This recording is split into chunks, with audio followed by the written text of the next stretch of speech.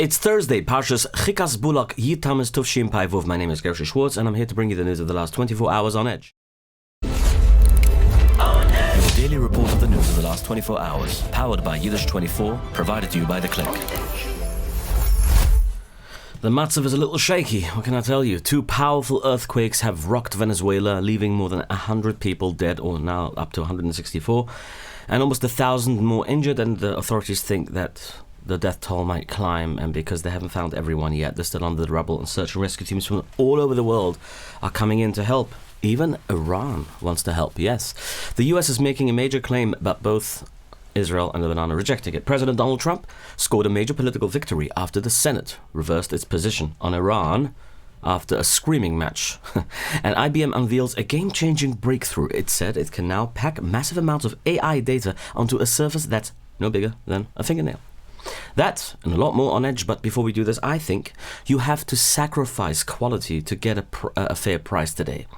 And you haven't talked to My Home Finish. If you think that. They believe in doing business the right way. So they offer beautiful American-made blinds and curtains and shades backed by the dedicated, reliable service of 100% Heimish Yidden, who they are proud, very proud, of employing 100% Heimish Yidden. Now, because of their scale, they can easily beat the prices of at least 90% of their competitors without ever cutting corners or sacrificing craftsmanship quality. It's why their customers trust them. And they say that they come back for the price, they come back for the service, but they never come back for the quality because they don't have to, because the quality lasts forever. They happily service Monsey, Monroe, Upstate, and all of New York City. Exclusively for my On Edge listeners, mention the show, mention On Edge when you call, and they'll give you an extra 5 to 10% off your order. Call them today on 845-372-6613. Again, the number is 845-372-6613. You can also visit them online at myhomefinish.com or email them info@myhomefinish.com. Again, hassle-free service to you by Heimish Yidden, allowed to come down to your house. They come down to your place, your development, wherever you are, your office, and they will service you with the best shades and blinds that you could ever imagine. Good quality.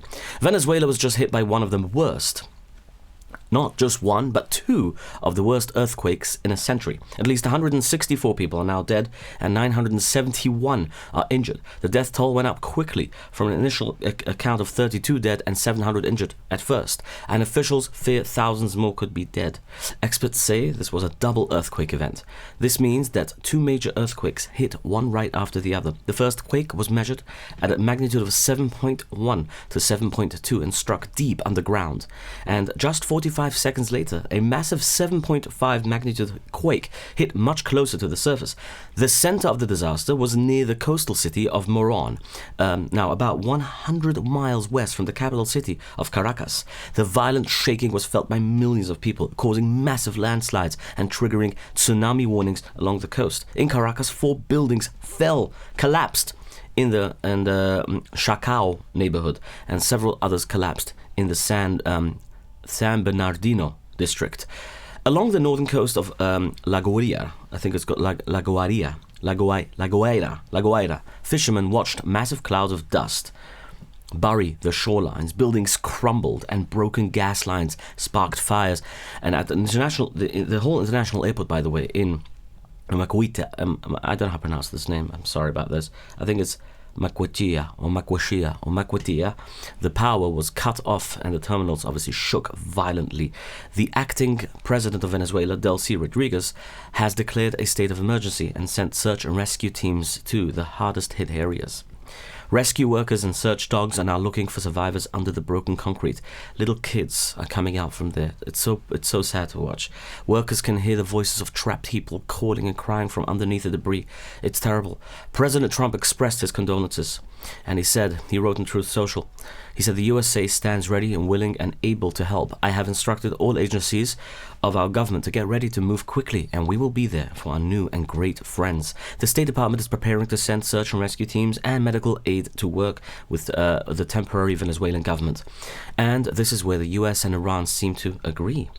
Iran's foreign ministry spokesperson Ismail Baghei also said that they are willing to help. In a statement, he announced Iran's readiness to provide any assistance required in relief and rescue operations and expressed solidarity with the government and people of Venezuela. Interesting, Iran. Shaky times. Israel's Zaka Emergency Response Organization also preparing teams to rescue people from the rubble. So far, they have not received information about victims among the country's small Jewish community. Fellow rescue organizations, Israel Aid, also said, and they're very experienced in these situations, also said it was urgently responding to the unfolding disaster. Now you can bet that former Venezuelan President Nicolas Maduro and his wife are thankful to be in the US prison right now. No earthquakes there, just really bad food and earthquakey toilets. Yeah.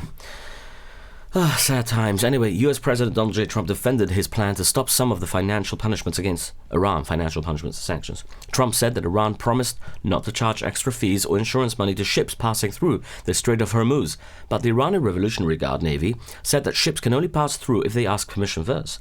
They spread their warning to all passing vessels, all passing ships over the radio, and listen to this. Attention all vessels, attention all vessels, attention all vessels in Persian Gulf and Oman Sea. This is SEPA Navy warning. Transiting in the Strait of Hormuz is only possible with SEPA Navy permission and on designated routes. If any vessel attempts to transit in the Strait without our permission or AIS off or outside of the designated route, it's responsible for any consequences of any danger. This is SEPA Navy out. Unbelievable. After what Trump said that the Strait of Hormuz is open, huh? If ships sail there without permission, Iran said, and they said it clearly that they would not take responsibility for any consequences. And what they mean with that, you all know what this means. Obviously, they said they would attack, and they also warned that they would stop cleaning up their underwater bombs. Aside from this, they rejected a temporary shipping route announced by Oman's capital, Muscat. This happened less than 48 hours after Iranian officials Mohammad Bagher Ghalibaf, the Speaker of the Parliament, and Abbas Araghchi, who's the foreign minister, visited Oman. Iran made this threat while thousands of people gathered in the capital city of Tehran for a major religious day called Ashura. And this was the first huge religious gathering in Iran since their top leader, Ali Khamenei, was killed in the war on Shabbos. On the other hand, Iranian Speaker Mohammad Bagher Ghalibaf rejected Trump's proposal of buying crops from America. He said, quote, America falsely claims our unfrozen assets will buy their agriculture. Interesting. The only crop we're harvesting is what he says, what the US planted. Decades of mistrust. It's organic, abundant, and homegrown, he says. But, he made a joke, obviously, but apparently the US only exports GMO soybeans, broken promises, and trash talks. U.S. Secretary of State Marco Rubio is in Bahrain today to meet with King Hamad bin Isa Al Khalifa. During a press conference in Manama City, he said several statements concerning the Middle East. Let's go over them one by one. First, he said that the U.S. wants the agreement with Iran to work. He said that they will do everything it can to make that happen, but it will not, settle for a deal at any price. He knows what they're dealing with, and said the Iranian regime is still led by extremist clerics, and this has always been the case, he says, and it continues to be so today. Part of the deal is leaving the Strait of Hormuz open. He said that there is zero support from the Gulf countries for tolls and fees for using the strait. Even Oman has said that it does not support a tolling system. So it's a lie is what the Iranians say. In other words, in addition, Rubio said that the U.S. did not discuss a reconstruction fund, like a $300 billion fund that we all talk about, with Iran. It was never discussed with any other Gulf countries. Last week, Trump claimed that if there will be such a fund, the $300 billion fund, the U.S. will not contribute a single cent. Rubio also talked about Europe's military bases. He said that if they don't let the U.S. use them for the war, it will affect their alliance. In fact, he said, Iran is a greater threat to Europe than it is to the U.S. Lastly, he said, well, he's wrong, because the Lubavitch Rebbe said that Iran is a greater threat to America than it is to Israel. Did mention Europe. Anyway, lastly, he said that a threat to Europe. Lastly, he said that the US definitely wants peaceful future for Lebanon. But he talked about Hezbollah and said, quote, you're not going to have peace and stability in the region as long as there are non-state actors operating within the boundaries and borders of sovereign countries and being funded by Iran. And he's not wrong about that. And let me tell you something. I heard a shmiz yesterday, an interview by somebody called Sahar TV, and he's a great podcast or whatever you call it. What he does is he uncovers the truth. There's this sites you can go online. You can talk with random strangers and people like that, from terrorists. He spoke to a Hezbollah supporter living in the Netherlands, and the Hezbollah supporter openly said that Hezbollah's mission is one thing and one thing only: is to kill any anyone who's from Israel, anyone who's supposed to be a soldier or was a soldier, this is their mission. He said he has nothing against Jews, but then he said he would love to kill thousands of Jewish Israelis. So he asked them, what if they're not in the army? He says their belief does. Anyway, he was very contradicting with his beliefs. The end of the conversation, I took one thing out of that, the whole thing, that their belief is that they have to kill, that the world is not a fun place to live in. They don't like living in this world. Their mission is to die, and to die for a good cause, and the good cause is to kill all the infidels, and the infidels are ones who don't believe in Islam, and Hezbollah is there not for peace. If there's peace, they say they'll go and they destroy the peace. They don't want peace with anyone. They just want to kill. They want to end anyone who doesn't agree with their beliefs. This is what Hezbollah believes in. Anyway, let's talk about Halo, because I believe in one thing. I believe in water that is healthy for you. pH level 9+, helps your liver. It gives you the enzymes. It gives you everything you need to be able to fight all these viruses and potential, unwanted individuals entering your body. And in the summer, it's a good thing to hydrate. But hydrate with high pH water. It's water at the end of the day. You want water? Why don't you buy anyway bottles of water? It's the same water you can find in any grocery store. Any store has a Gershy even. Halo 2. Halo 2 is available everywhere. It's a nice bottle. It's got a nice big white label with blue nice letters, branding. Halo 2 with a little 2 at the end. Halo 2, you get it? Idea? Great water, wonderful water, tastes great, but it's also healthy. It's healthy because it protects your body from all the unwanted criminals entering your temple. All right, let's continue. Both Israeli military and Lebanese officials are denying a claim made by the United States today. Now, what happened? The U.S. State Department official claimed that Israel pulled its troops out of a buffer zone in southern Lebanon as a sign of goodwill. But military officials on both sides say that it's not true, and Israeli troops are still fully deployed in the area. This disagreement comes while negotiators from both sides are meeting in Washington. They are reportedly close to a deal to set up pilot zones. But before the meeting began, somebody named Charbel Jabour, a Lebanese Christian politician, gave a warning. He said that the terrorist group Hezbollah must be disarmed before Israel withdraws any troops. In Iran, the commander of the Quds force issued a threat. He announced that Israel will be forced to leave tomorrow if they do not leave on their own today. But Israeli Defense Minister Israel Katz said that their military has destroyed the first line of Lebanese villages inside the security zone. He also made it very clear that Lebanese civilians are not being allowed back into those areas now. Even with the disagreements, the U.S. Central Command head, Admiral Brad Cooper, traveled to Israel. He is bringing a new plan to watch for anyone breaking the peace deal. To do this, he will work together with the Lebanese army. Now, moving to Gaza. Israeli soldiers caught another Hamas member trying to sneak up to the border. The terrorist was unarmed when he approached the Kerem Shalom border. So the soldiers immediately caught him and took him in for further questioning. We don't know the rest of the story. An unarmed Israeli soldier was rescued by police in Judea and Samaria, in Yehuda on Wednesday night, the West Bank. Palestinian Authority security forces first responded and reported seeing a man in an Israeli military uniform handcuffed in the middle of the town of Tarkumiyah. Judea and Samaria police quickly went into the town and brought the soldier to safety at a police station in Hebron. The soldier lives in southern Israel and was unarmed during this incident. The military police and national crime investigators are investigating and handling the case right now. Officials say they believe the incident was purely criminal and was not a nationalistic terror attack. Israel forces uncovered a terror tunnel near Yerushalayim. The tunnel was found near the Azaim checkpoint, just outside of Yerushalayim.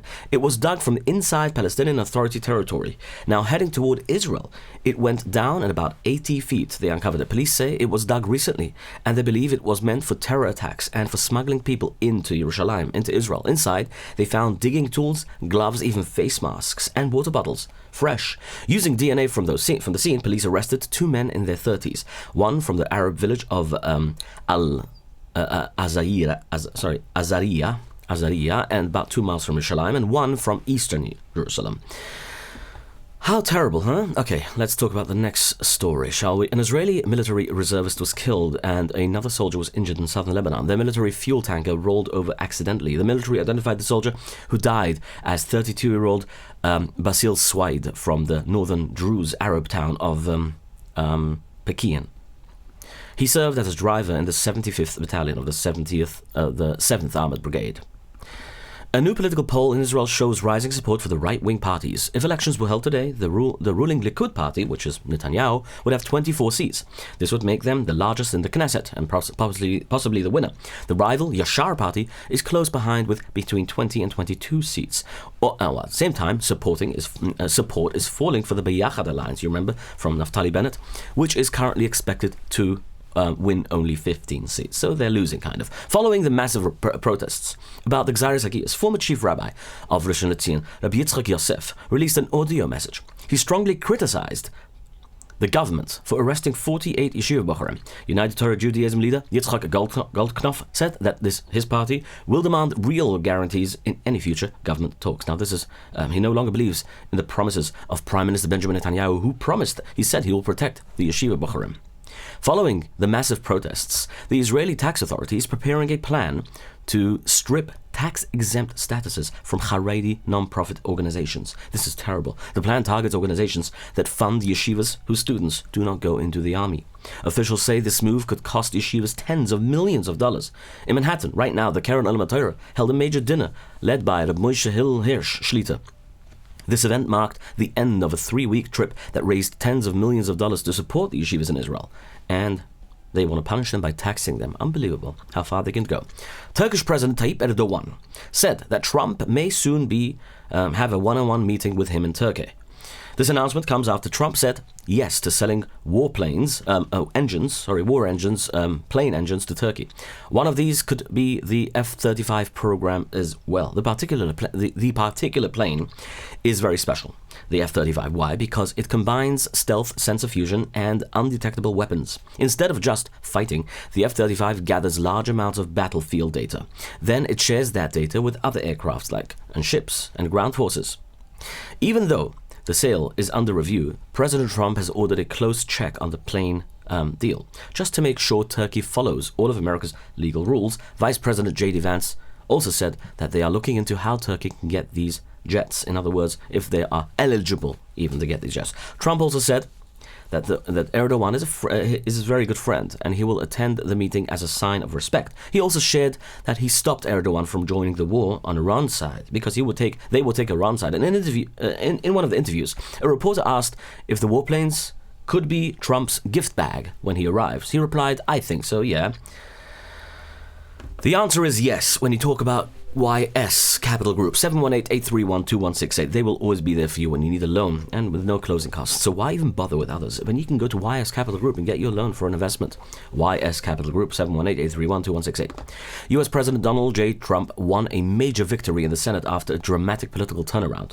Yesterday, we reported Republicans how they voted to limit his War Powers Act against Iran. Remember that? They successfully rejected a Democratic plan to limit his war powers, obviously. The final vote ended at a 50-47. This was a huge change from just the day before when 4 Republicans voted with the Democrats. They had passed a plan to stop Trump's military powers by a vote of 50-48. President Trump was very angry about that first vote, and he publicly called those senators unpatriotic show-offs.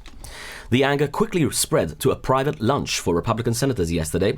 During that lunch, Trump got into a loud shouting match with them. Senator Bill Cassidy answered Trump. He complained that the White House is keeping secrets, is keeping the senators in dark about the military moves, the military plans and options. Trump told Cassidy to sit down and reminded him that he just lost his primary election. To fix the embarrassing setback, the White House started a quick campaign. They wanted to change the minds of senators before the final vote. As part of this, Vice President J.D. Vance gave Cassidy a highly detailed private talk about the war to answer his worries, and it worked. Senator Bill Cassidy changed his vote to a no. On the other hand, Senator Rand Paul changed his vote to present after talking directly with President Trump. Paul decided to give the administration a stronger hand to work out a peace deal. By changing those 2 votes, the administration successfully killed the plan and flipped the final score to 50-47 in Trump's favor. This move instantly turned the president's public anger into a victory celebration. President Trump celebrated the win, obviously, on Truth Social, and he wrote the following with a clear warning to Iran. On Truth Social, he wrote, "Wow, the Senate just changed the vote on Iran from 50-48 against 50-47. For Rand Paul and Bill Cassidy changed. Thank you to Leader John Thune, Lindsey Graham, and Bernie Moreno." also, and to all, this vote puts Iran on notice, on a warning in other words. To keep the war going, the Trump administration asked Congress for $87.6 billion in emergency money. Budget Director Russ Vought sent a letter to the House Speaker Mike Johnson explaining that this money is needed for urgent military and security costs. $67 billion of that will go to the Department of War. The rest is set for American farmers and a fight for a dangerous sickness, obviously, as you all know, called Ebola, which is right now spreading in Central Africa.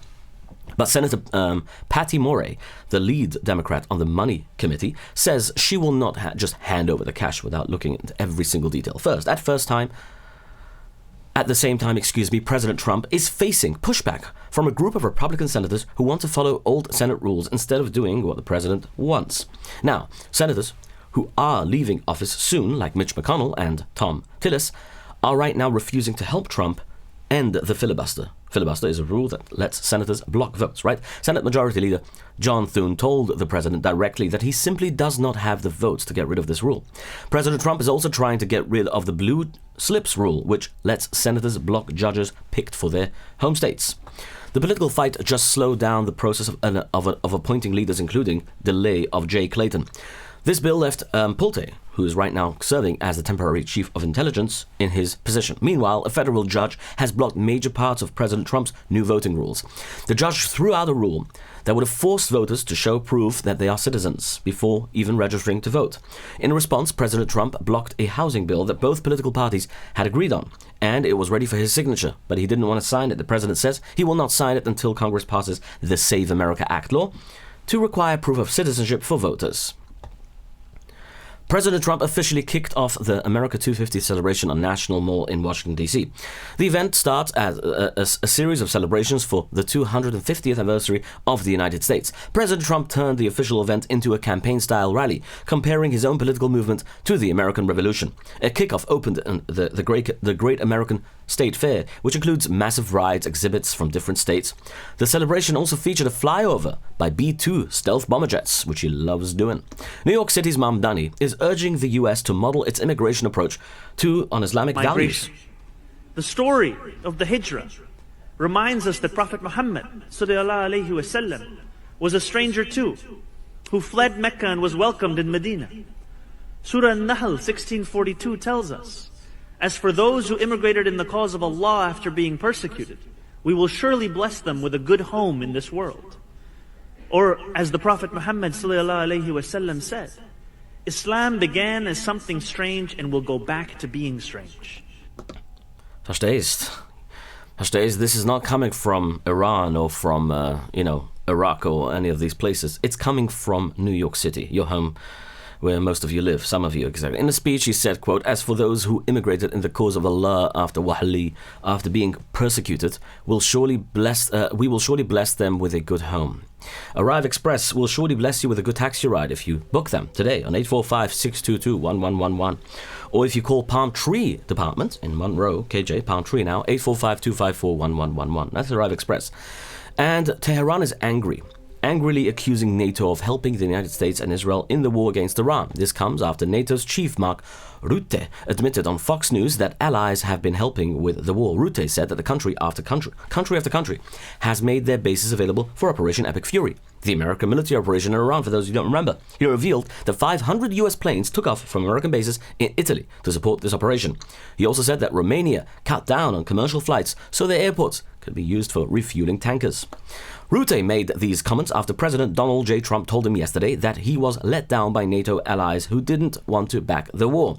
Iran's foreign ministry spokesperson Ismail Baghei condemned the country's those comments on social media. Obviously, he called it a clear admission of NATO helping in what he called an unlawful war. Italy quickly distanced itself from the whole entire commentary. The Italian defense ministry said that the message was misleading and that they only allowed technical and logistical flights under old agreements. The French Navy stopped a Russian oil ship on Tuesday in the Mediterranean Sea right off the coast of Sicilia. The ship is named the Deliver, but it was flying the flag of Cameroon to hide who really owned it. It is part of Russia's hidden fleet of ships which they use to get around global rules. This ship was traveling from the Russian city of Primorsk to Singapore when it was stopped. After the military stopped it, French President Emmanuel Macron spoke out. He said, "We will not allow the shadow fleet to evade sanctions and fund Russia's war effort." Switzerland is starting talks to buy a new anti-missile system because Europe is getting more and more dangerous. They have been waiting for American-made Patriot systems, but the delivery has been delayed. Because of the delay, Switzerland is now talking to Israel, France and South Korea to buy systems they need. Swiss leaders are specifically looking at David Sling, which is a missile defense system made by Israeli company Rafael Advanced Defense System. Don't you remember, not too long ago, Switzerland refused the sale of major weapons to Israel. And now, obviously, they want Israel's help. IBM has just announced a massive breakthrough in the race to build faster artificial intelligence. The company said that it can now create microchips that are smaller than 1 single nanometer. Actually, it's 0.7 nanometers small. Smaller than your fingernail. Smaller than a single molecule. Our fingernails also grow 1 nanometer per second. Now, so with this tiny size, IBM says they can now pack nearly 100 billion transistors or electrical signaling devices onto 1 single fingernail. That is double the transistors of their previous advanced chips. The secret behind this breakthrough is a new design IBM calls nanostack. Instead of laying the transistors flat, engineers are now stacking them directly on top of each other in 3 dimensions to save space. The new design is expected to deliver up to 50% higher performance or 70% better energy efficiency following the announcement.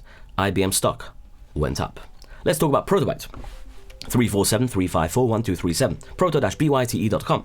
You can always get your software designed anywhere in the world, but you will not get the results you get with Protobyte because Protobyte just knows how to get stuff done and they get it done fast. Call Protobyte today on 347-354-1237. Mention on Edge. Now, there might be a little bit of delay the next few days because one of the Protobyte services are sitting shiver right now on their sibling who passed away in an accident not too long ago, 2 days ago, in Moldova. So, my condolences to the family and only serious service. My friends, have yourselves a wonderful day. And that's it for the news today, and we'll see each other next from tomorrow. Your daily report of the news of the last 24 hours, powered by Yiddish24, provided to you by The Click.